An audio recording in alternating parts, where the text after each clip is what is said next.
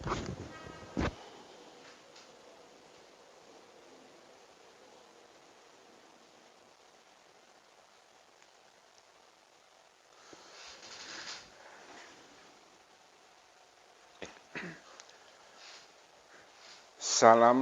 kecerdasan, selamat berjumpa kembali dalam channel saya, si Hotang Mersoid, yang selalu setia dalam hal-hal pencerahan.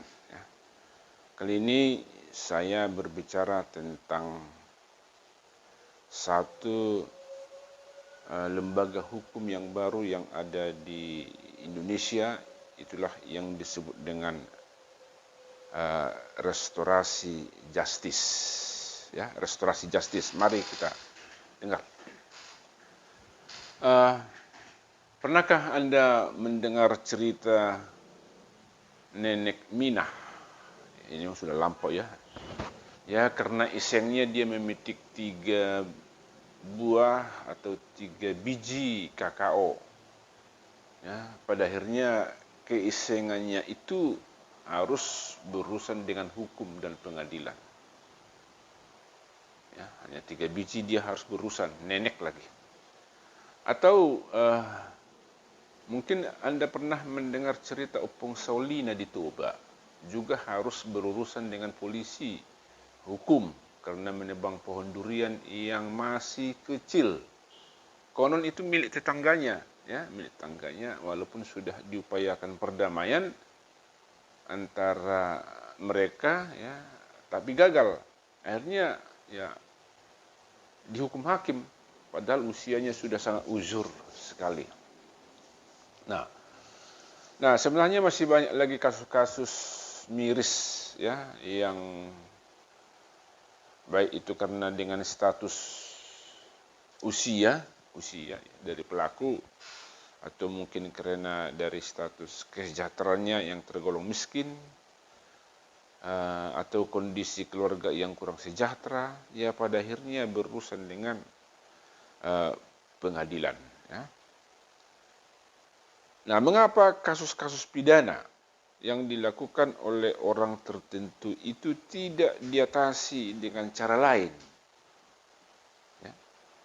Atau hakimnya tidak membebaskan terdakwa, padahal terdakwa itu sudah tua, ya, sudah ujur papa,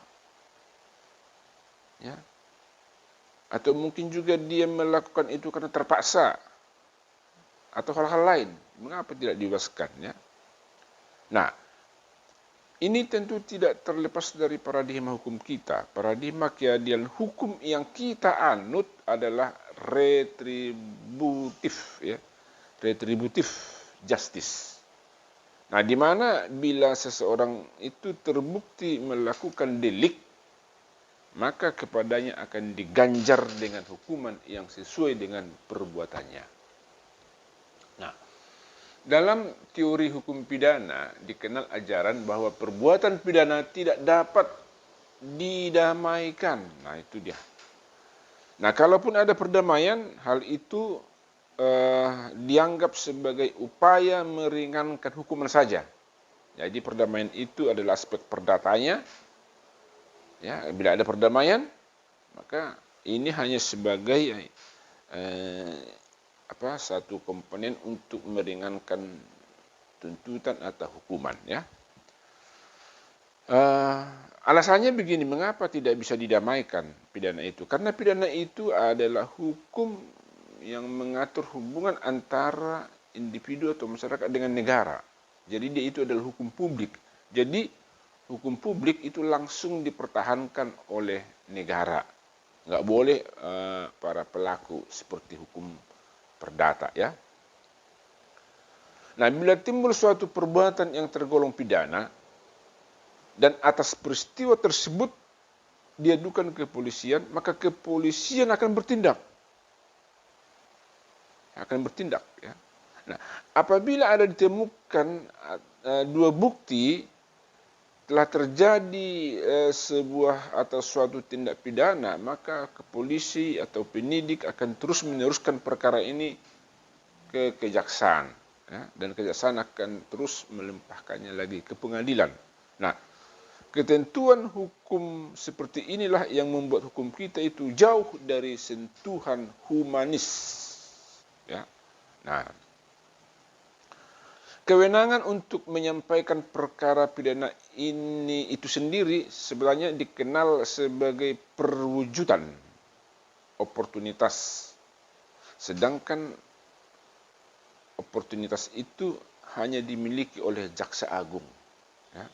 Nah, jadi secara juridis formal menyampingkan suatu delik itu tidak dapat dilakukan oleh kepolisian. Yang boleh melakukan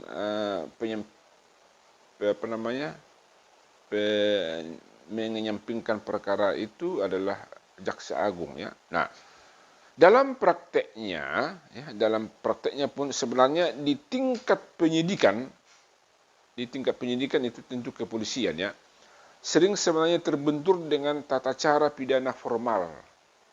Nah, apabila hendak mengesampingkan sebuah perkara pidana, maka ya diskresi yang dimiliki oleh polisi tidak melingkupi kewenangannya untuk menilai sebuah perkara untuk terus dilanjutkan atau dihentikan. Itu dia. Nah, takarannya tetap hanya terbatas pada bukti tindak pidana yang cukup. Itu dia. Ya. Jadi asas oportunitas yang merupakan kewenangan jaksa itu sebenarnya, ya, kalau kita kembali kepada asas oportunitas ini, itu lebih kental dengan nuansa politik atau nuansa balas jasa, misalnya balas jasa. Ya. Nah, bagaimana dengan kepentingan korban? Ya. Di dalam keadilan retributif ini, kepentingan korban agak itu diabaikan, ya. Nah, apakah dengan dipidananya si pelaku kepentingan dan kerugian korban telah tercapai pemenuhannya? Nah, itu dia. Nah, katakanlah ada kasus pelecehan, ya, si A melecehkan si B. Ya, yang penting dari dalam hukum pidana kita adalah si A ini dihukum, selesai perkara. Bagaimana kondisi si B? Ya, hukum tidak mau tahu. Ya, hukum tidak mau tahu. Nah, paradigma hukum demikian adalah paradigma retributive justice, yaitu pembalasan atas perbuatannya. Nah, yang penting bagi hukum adalah bagaimana menghukum si pelaku, si pembuat tindak pidana, itu dia. Nah, dalam hal ini pelaku wajib berurusan dengan hukum. Nah, sebaliknya, korban perbuatan pidana tidak mendapat perhatian, ya. Yang penting pelaku itu dihukum. Nah, jadi konsep seperti inilah yang tidak memberi perlindungan dan penghargaan kepada kepentingan sang korban maupun pelaku. Nah, ini adalah sebuah mekanisme konvensional yang disandarkan pada tegaknya proses formil pidana, ya, atau yang kita kenal dengan criminal justice system. Nah, jadi hal itu tidak perlu melihat kenyataan di masyarakat tanpa melihat kepentingan masyarakat dan tanpa melihat kemaslahatannya di masyarakat. Nah, jadi bertitik tolak dari kenyataan itulah sudah cukup sebenarnya kita mempromosikan konsep restoratif justice, ya, dalam proses criminal justice system di Indonesia. Nah, paradigma hukum pidana modern sekarang ini itu mengenal namanya mediasi penal, yaitu merupakan suatu institusi alternatif penyelesaian terhadap perkara pidana dengan paradigma penegakan hukum pidana dari prinsip keadilan retributif menjadi keadilan restoratif, ya. Nah, jadi contoh atau penerapan mediasi penal ini adalah restorasi justice, ya. Nah, restorasi justice adalah sebuah proses penyelesaian perkara pidana di luar pengadilan dengan ketentuan semua pihak berkepentingan dengan atau dalam pelanggaran penyelesaian itu bertemu bersama untuk menyelesaikan secara bersama-sama pula dengan segala akibat yang timbul dari pelanggaran tersebut demi kepentingan masa depan. Itu dia. Nah, jadi prinsip utama restorasi justice adalah adanya partisipasi korban. Nah, itu dia. Jadi korban diangkat dan pelaku ya. Adanya partisipasi korban dan pelaku. Nah, juga ada partisipasi warga sebagai fasilitator dalam penyelesaian kasus ya. Sehingga ada jaminan bahwa pelaku tidak lagi mengganggu harmoni yang sudah tercipta di masyarakat. Ya, oke. Ntar dulu saya seruput dulu.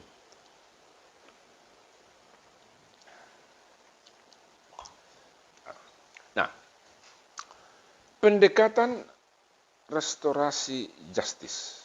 Ya. Konsep pendekatan restoratif justice ya, ini merupakan suatu pendekatan yang lebih menitik beratkan pada kondisi terciptanya keadilan dan keseimbangan bagi pelaku tindak pidana serta korbannya sendiri. Ya. Nah, mekanisme tata cara dan peradilan pidana yang berfokus pada pemidanaan diubah menjadi proses dialog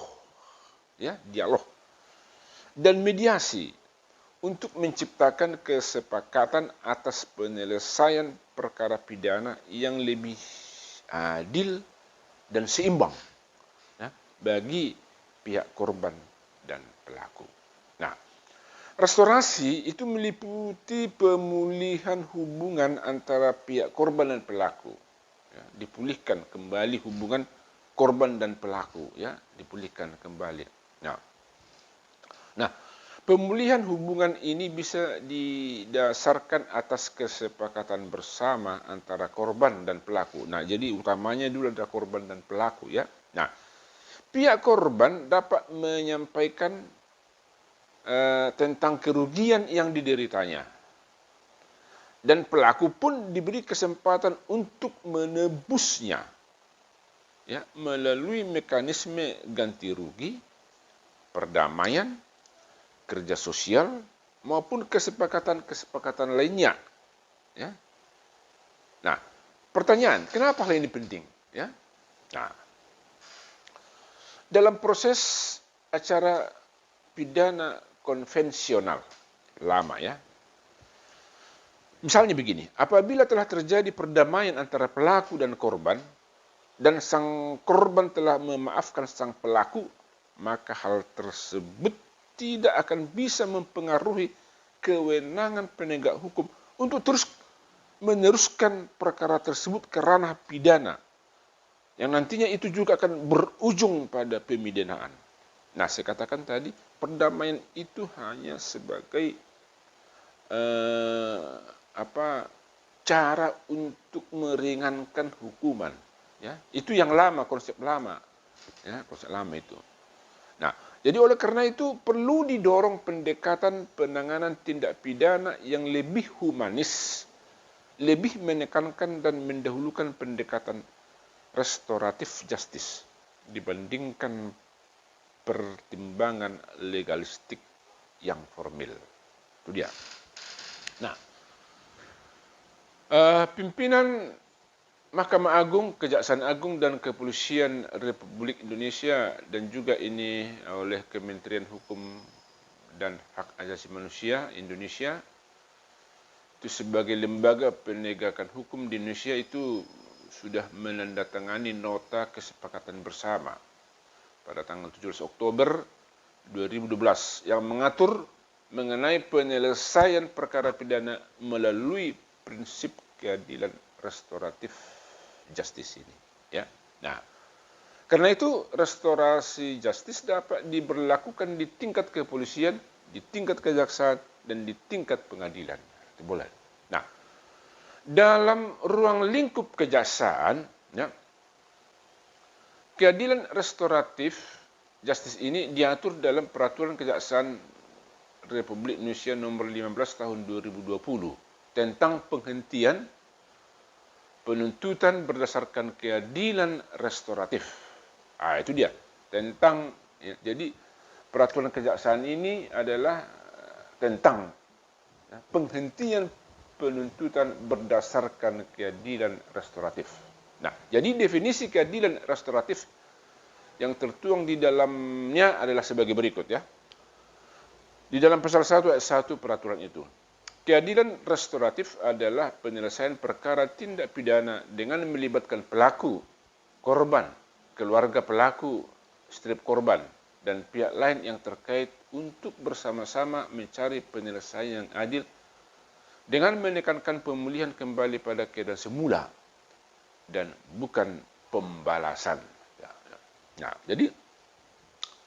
Kejaksaan Republik Indonesia telah menggagas rumah restoratif justice di 10 kejaksaan tinggi untuk dapat menyelesaikan permasalahan di wilayah tersebut.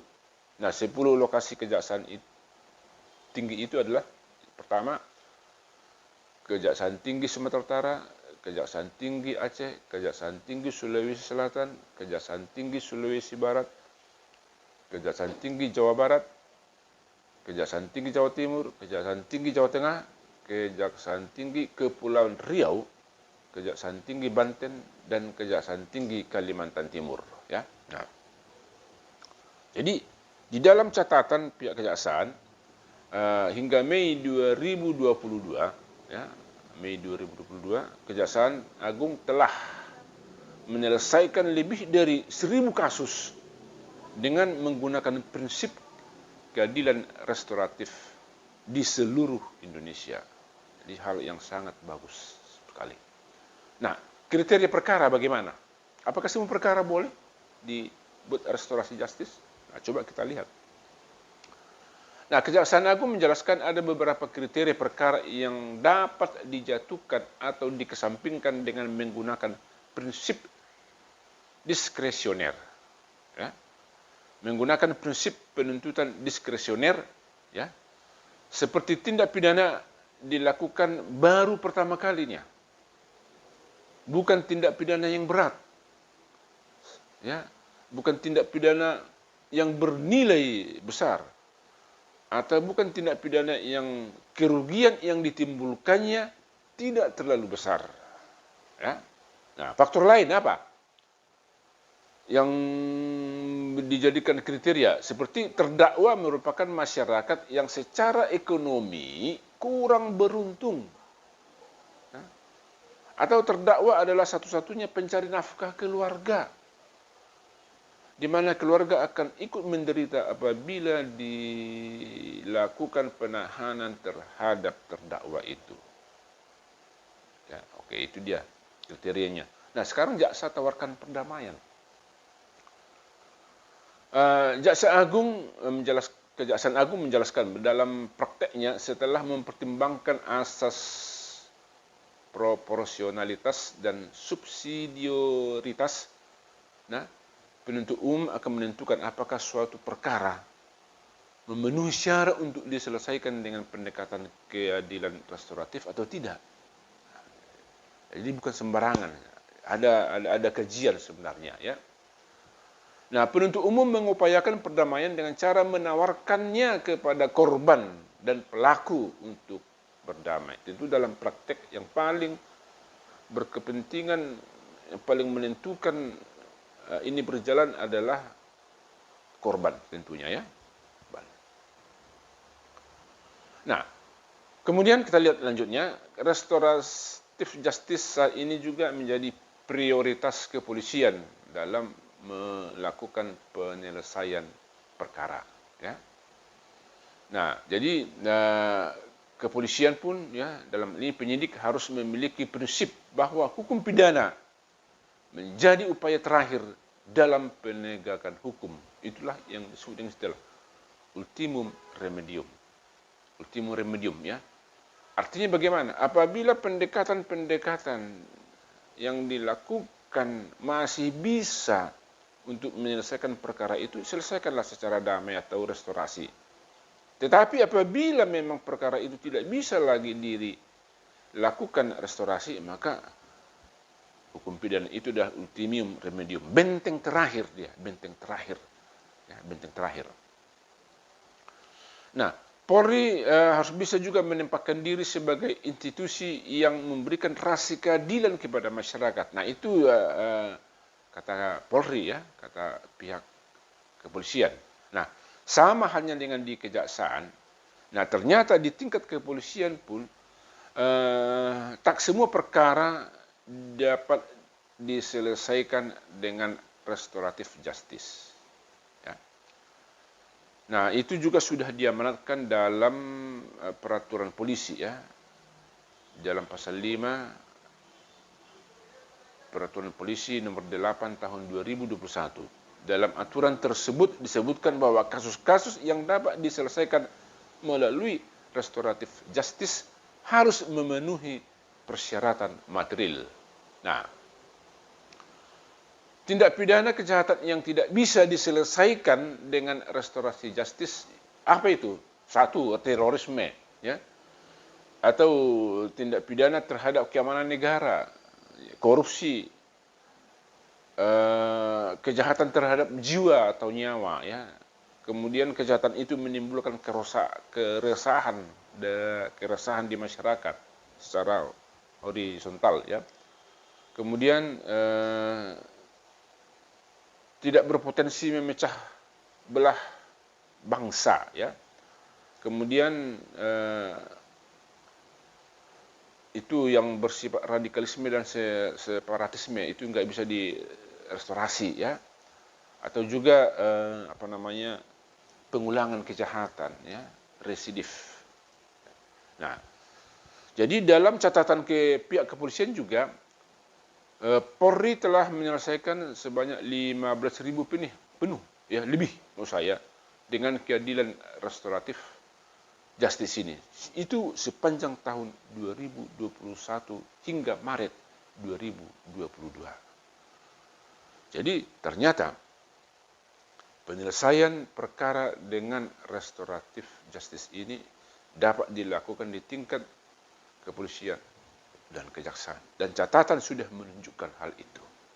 Ya, semoga dengan paradigma keadilan yang baru ini itu akan membawa perubahan hukum modern di Indonesia, baik itu korban maupun pelaku sama-sama mendapat perhatian. Baik, sampai di sini perjumpaan kita. Salam kecerdasan sambil minum kopi.